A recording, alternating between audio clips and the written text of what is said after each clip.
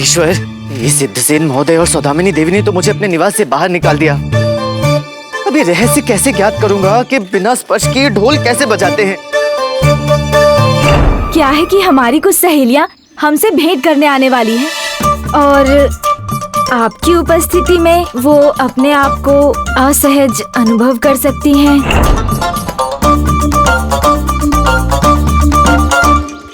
आप चिंतित ना हो सौदामिनी देवी, आपकी सहेलियां असहज नहीं अनुभव करेंगी।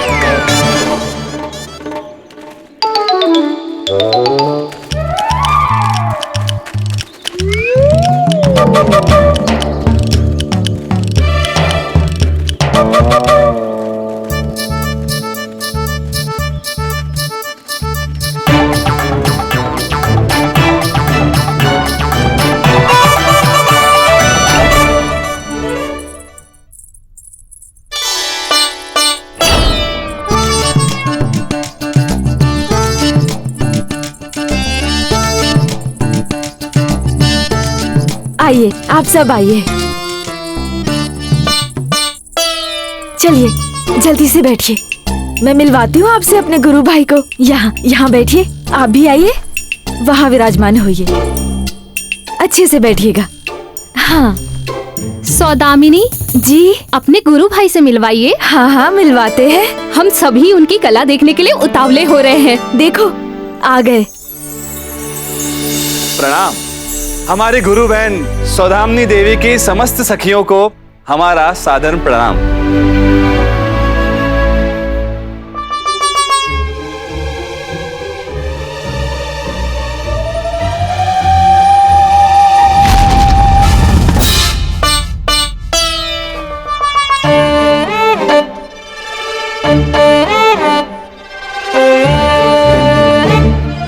सिद्धसेन महोदय जी, चारों ओर आप ही के चर्चे चल रहे हैं। हमारे समक्ष आपकी कला का प्रदर्शन कर हमें कृतार्थ करें। जी अवश्य।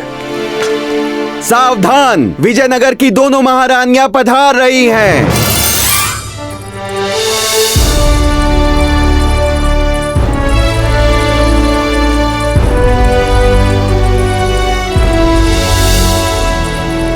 प्रणाम बड़ी महारानी जी।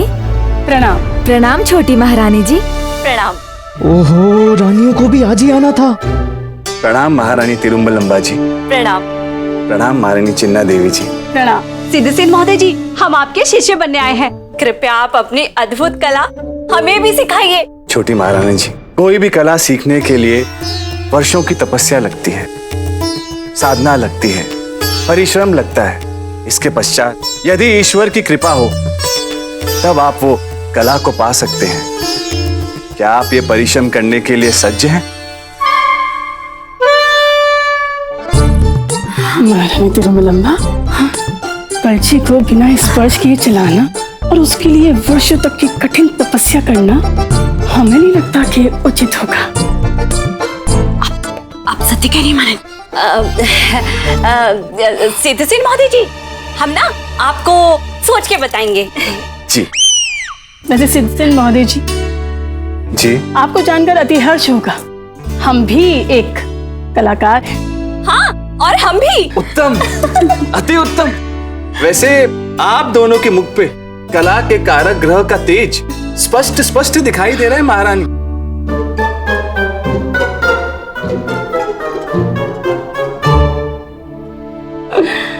हम अपना ढोल लेकर आते हैं। जी। आइए महारानी जी, आइए।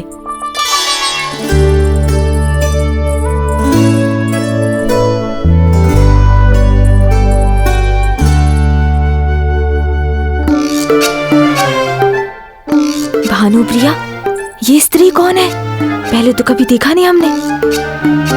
संभवतः रानियों के साथ आई होंगी। अच्छा। सौदामिनी देवी, अपनी सखियों से भी कहिए ना कि वो अपना स्थान ग्रहण करें। जी, आप सब बैठिए। आप सब स्थान ग्रहण कीजिए। हाँ बैठिए।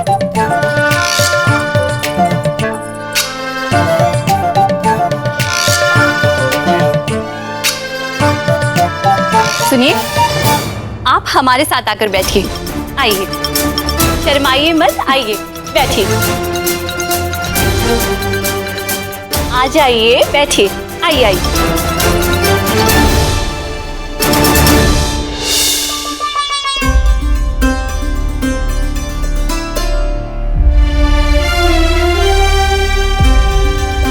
महारानी जी, अब हमें आज्ञा दें।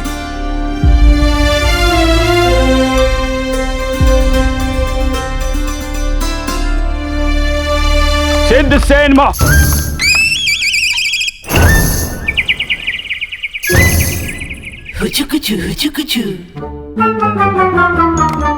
इतनी सुंदर नारियां, सौदामिनी देवी, क्या बात है। यहाँ तो जलसा लगा हुआ है, एक से बढ़कर एक सुंदर स्त्री। नारियां ही ना। आप यहाँ। प्रणाम गुरुवर। प्रणाम गुरुवर। प्रणाम प्रणाम। हम यहाँ से गुजर रहे थे, बस यहाँ से गुजर रहे थे तो भीतर आ गए, भीतर आ गए तो हम जा रहे हैं। रुकिए गुरुवर, जब आप आ ही गए हैं तो स्थान ग्रहण कीजिए और सिद्धसेन महोदय को अपना कला का प्रदर्शन करने दें। जैसी आपकी आज्ञा महारानी तिरुमलंबा, आपकी आज्ञा सराखों में। बैठते बैठते। क्या है? नृत्य हो रहा है गुरुजी? सिद्धसेन महोदय, कृपया अपनी कला का प्रदर्शन आरंभ करें। जैसे आपकी आज्ञा महारानी जी।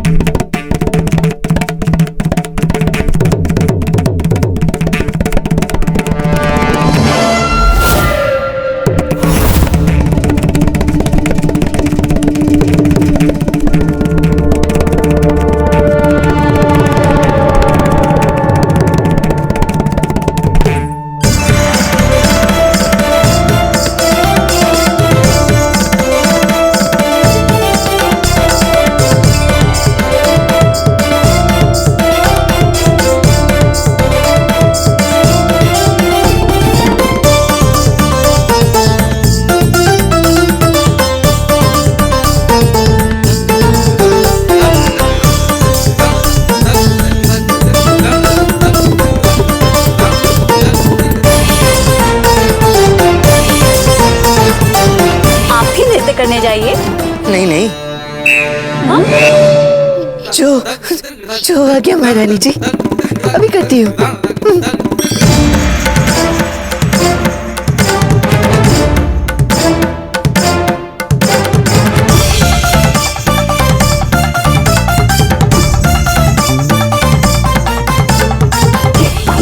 स्त्री कौन है? इसके नृत्य में तो जादू है। हमारा चंचल मन इसकी ओर खिंचा चला जा रहा है। इस बुढ़े को देखकर तो ऐसा ही प्रतीत होता है। इस बुढ़े का मन इस स्त्री पर मोहित हो गया, मोहित।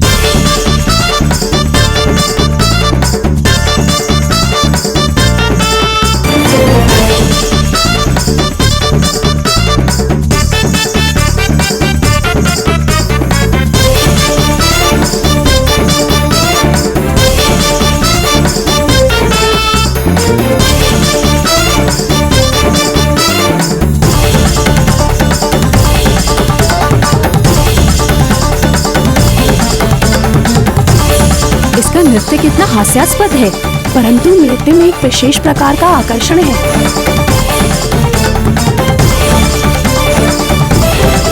हमारे संगीत को अपने नृत्य से सम्मानित करने वाली ये मनमोहिनी कौन है और इसने अपने चेहरे को क्यों छुपाया हुआ है?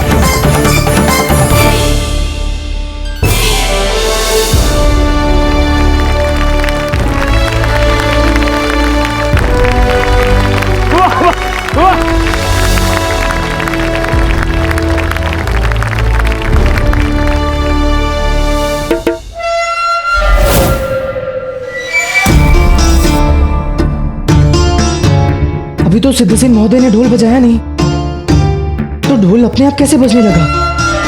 अवश्य ही ढोल के भीतर कुछ है।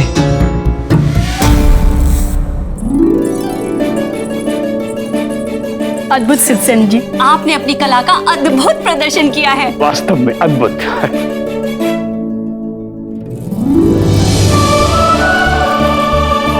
हमारी और महारानी चिन्ना देवी की तरफ से आपको ये सब प्रेम भेंट। बहुत बहुत धन्यवाद महारानी जी, बहुत बहुत आभार। अब हमें आज्ञा दीजिए, हम चलते हैं।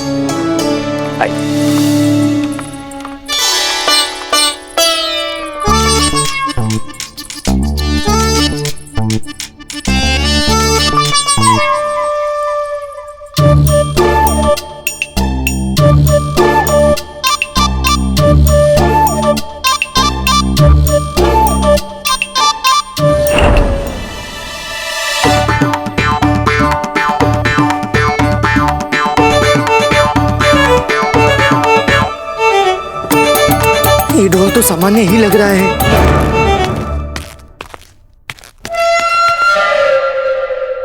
हमारा ढोल?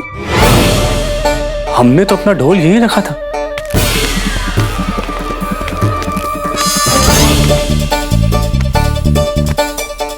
कहाँ गया हमारा ढोल? हमारा ढोल?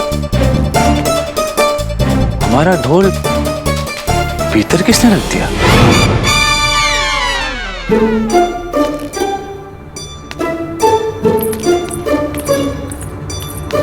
गुरु बहन आप? हाँ, अत्यंत ही उत्तम प्रदर्शन रहा। सब कितने प्रसन्न होकर गए हैं। हाँ, धन्यवाद गुरु बहन। ये तो हमारी कठिन साधना, तपस्या और परिश्रम का फल है। हाँ, और ईश्वर कृपा भी है हम पर। अच्छा ठीक है। गुरु बहन, हाँ, वो स्त्री कौन थी जिन्होंने पीले वस्त्र धारण किए थे और जो हमारे ढोल की थाप को अपने सुंदर नृत्य से परिपूर्ण कर रही थी? आपको ज्ञात है वो कौन थी स्त्री? हमें ज्ञात नहीं, कदाचित रानियों के साथ आई होगी। अच्छा गुरु बहन, बहुत बहुत धन्यवाद। जी। हे ईश्वर, एक बार मात्र और हमें उस मनमोहिनी के दर्शन करवा दे।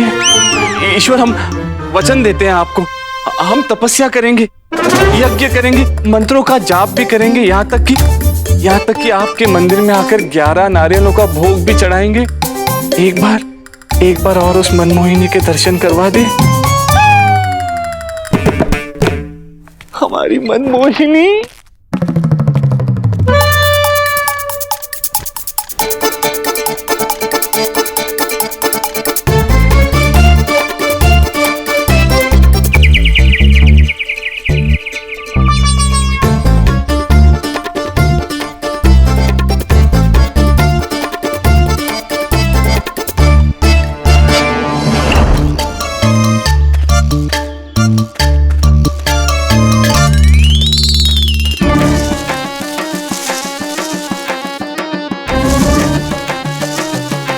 मेरे वस्त्र, हे माँ,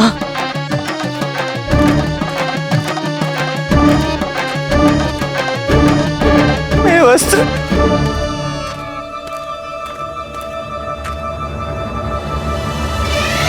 तेरे कर्मों का फल तुझे मिल गया रामा। तूने धोबी के यहाँ से वस्त्र चुराए, कोई तेरे वस्त्र चुरा कर ले गया। तो मैं घर कैसे जाऊंगा बंधु? रामा, तुझे इसी अवस्था में घर जाना होगा। तेरे पास और कोई विकल्प नहीं।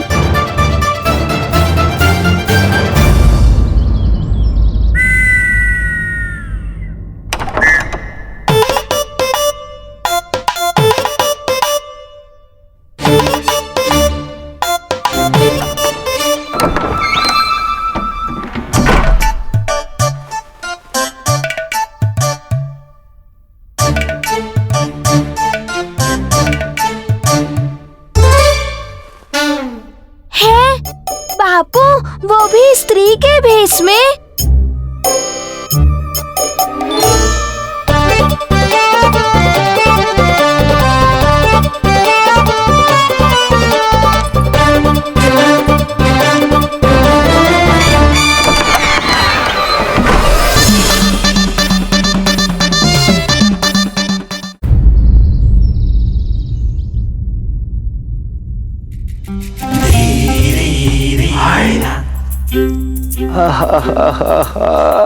कितना मादक नृत्य कर रही थी वो स्त्री।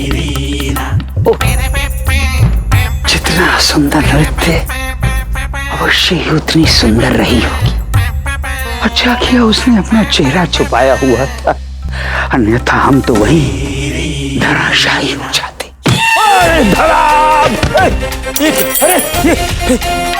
ये क्या?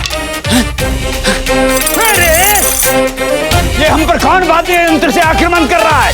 हम हैं स्वामी। वरुणमाला, तुम? गुरुजी आपके प्यारे शिष्य तजीवनी। गुरुजी वैसे ये तो गुरु माता का आदेश था कि वाद्य यंत्र फेंक कर हम गुरु माता के आदेश का पालन करें। हमने किया पालन। स्वामी, आपने जिस प्रकार सिद्धसेन की ढोल पर कृपा की थी, उसी प्रकार हमारे वाद्य यंत्र पर भी कृपा कर दीजिए, तो हमारा भजन भी और संगीतमय हो जाएगा। वरुणमाला, ये कार्य हम वर्ष में एक बार कर सकते हैं, कर दिया। हाँ, अच्छा किया तुमने पूर्व में कह दिया। अगले वर्ष हम तुम्हारे सभी वाद्य यंत्रों को जागृत कर देंगे, हैं? अब आप जाइए। जो आज्ञा स्वामी। क्षमा क्षमा क्षमा कीजिए गुरुजी, क्षमा।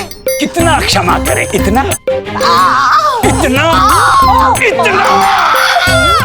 गुरुजी, क्या आप अपने ये दो शिष्यों के कान ही मरोड़ते रहेंगे क्या? या अपने परम शत्रु पंडित रामकृष्ण के बारे में भी कुछ सोचेंगे? उसके विषय में क्या सोच रहे हैं? पंडित रामकृष्ण का पतन तो निश्चित है। गुरुजी, आप शायद भूल रहे हैं, पंडित रामकृष्ण आपसे बहुत अधिक चतुर हैं। हाँ गुरुजी, और वो हर बार की तरह कोई न कोई युक्ति निकालकर इस समस्या का भी हल निकाल ही लेगा। हाँ गुरुजी। मैं तो कहता हूँ कि इस संसार में केवल और केवल आप ही हैं जो पंडित रामकृष्ण का पतन सुनिश्चित कर सकते हैं। और पंडित रामकृष्ण को दिया गया अनुवाद का कार्य अभी तक पूर्ण नहीं हुआ है। हाँ गुरुजी, और ये भी मत भूलिए कि तो पंडित रामकृष्ण आपके संरक्षण में हैं। ये तो हम भूल गए थे। तुम दोनों प्रातःकाल पंडित रामकृष्ण को अनुवादन कार्य के लिए हमारे भवन लेकर आओगे। जो आज्ञा गुरुजी। पंडित रामकृष्ण, सिद्धसेन की समस्या से निकलने का उपाय तुम तभी निकाल पाओगे ना जब हम तुम्हें ऐसा करने का अवसर देंगे। हम तुम्हें अनुवादन के कार्य में उलझाकर तुम्हारे दोनों दिवस व्यर्थ कर देंगे। अम्मा जल्दी आइए, अम्मा जल्दी आइए। हमने शयन कक्ष में अपरिचित स्त्री को जाते हुए देखा। अम्मा, अपरिचित स्त्री नहीं, बापू है।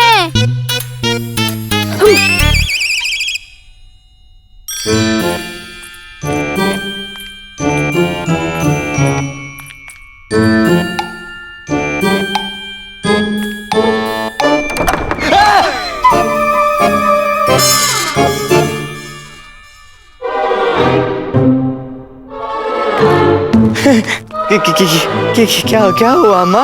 नहीं तो तुम दोनों मुझे इस तरह क्यों देख रही हो? आप यहाँ क्या कर रहे हैं? और वो स्त्री का है? हा? कौन सी स्त्री?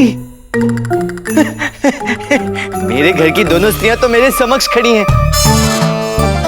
तीसरी स्त्री तो कोई आई नहीं। मैं तो कब से भीतर विश्राम कर रहा हूँ। यदि कोई तीसरी स्त्री भीतर आई होती तो सर्वप्रथम मुझे ज्ञात होता। भीतर कोई नहीं आया, भ्रांति हुई है तुम दोनों को। और आप घर कब आए? जब तुम रसोई घर में थी। अच्छा, शीघ्र कुछ खाने को दे दो, बहुत भूख लगी है। हाँ, इन दोनों से तो बच गया, किंतु अनुवादन और बिना हाथ लगाए बजने वाले वादन का क्या करूं? हे मां, सहायता करना।